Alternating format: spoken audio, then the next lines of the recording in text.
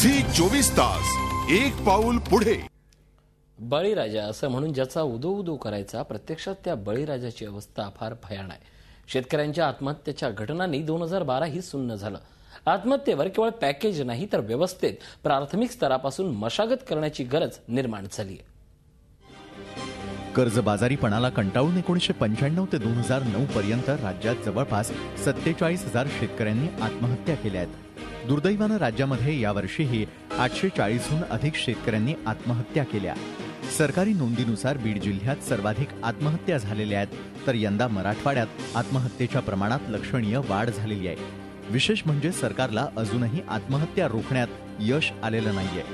वाढती महागाई आणि शेतीमालाला मिळणारा दर यात सरकारला समन्वय साधता येत नसल्यानं आत्महत्यांचं सत्र कायम आहे। सरकारसाठी ही घटना कलंकित करणारी असून या राज्याला जडलेला हा रोग अजूनही सरकारला या रोगावरती न निदान करता आलंय ना इलाज।